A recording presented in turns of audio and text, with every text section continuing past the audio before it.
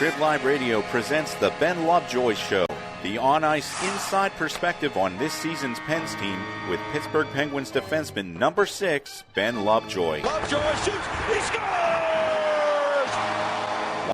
Welcome back to Trib Live Radio, everybody. I'm Mike Graw. Happy Friday to everybody out there. Thanks for joining us. Our number one today is the Ben Lovejoy Show.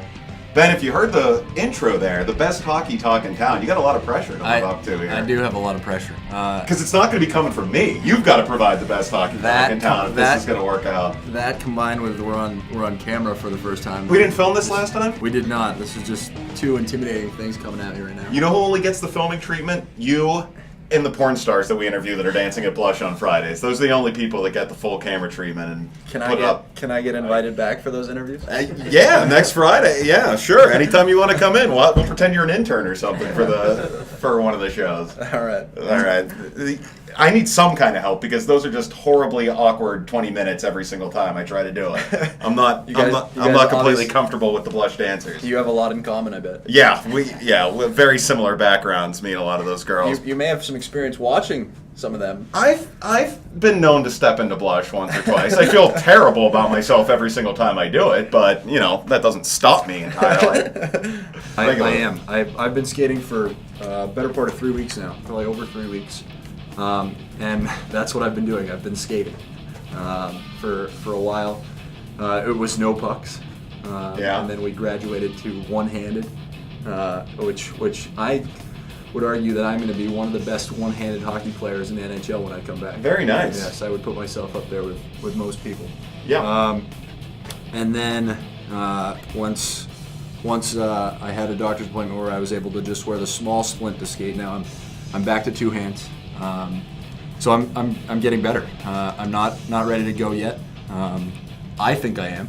Yeah. But when do they think you're going to be ready to go? Trainers and doctors. You maintain that they tell you as little as we hear. We always hear this. You said that you saw a report online saying that you were going to be back in 2 to 4 weeks, and that was news to you. I saw some people retweeting that I was out 2 to 4 more weeks.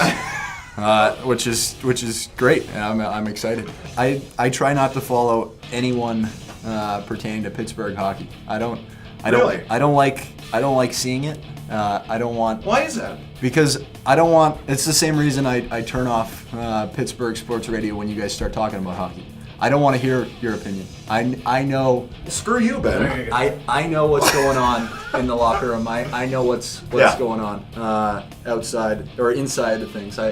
If I have a bad game and a horrible turnover that leads to a goal, I don't want to read what you guys say. Sure. And I don't want you guys to. I don't want to believe. I start to believe it. If you say that I should be sent to the AHL or traded or waived or really. Because all the guys will always say, not necessarily just the hockey players, but everybody says, we don't pay attention. We don't care what anybody says about us. We don't worry about that. Except for they always seem to hear the good things and or the negative things, rather. I care. I care. The same things, I don't want to hear the good things because then I start to believe them. There are a few big differences. The first is our puck retrievals. Yeah. We most teams go back when a puck is dumped in. And one defenseman goes to one corner, one goes to the other, and you have to. You're going to take hits to make plays. You're going to get hit hard, but that's how people do it. Well, how does it vary from? What we do is we go in with two defensemen in the same corner, and we have little chip plays that you need communication. We have intricate calls for whether you want the puck and how hard and. To the middle, to the center, to behind the net, to the wall. And you've got little code words for all that stuff, so the forwards don't know what you're saying. And it's tough. It's tough to learn the language. It's tough to physically go back and be ready to go. And you have to have confidence in your partner. You have to have confidence in your wings and your center, and know what the right play is. And if you mess that up, you're going to get yelled at. Yeah. So it's that is a big difference, and then the way does the first defenseman always go to the puck in the corner? Yes. That's just you go and you retrieve the puck and you work with your partner in the center and the wings, and it allows us to spend as little time in the defensive zone as we can. That's one of Dan Balisman's mantras. That's big. Exactly. And you're not going to get scored on when you're playing in the offensive zone. Right. So if we can get out of the defensive zone as quickly as possible, quicker the better. And then the other thing that we do differently, which is tough if you've never done before, we are incredibly aggressive on line rushes against. Who's your roommate on the road? Well, my roommate got traded. It was Mark Letestu. Right. I'm very nervous actually. But you haven't been on the road since. Well, with my dad. Yeah. He was my roommate. And I think I could upgrade from him even. Do you pick? Do you just get assigned? Does it sort of sort itself out naturally? We pick. Yeah.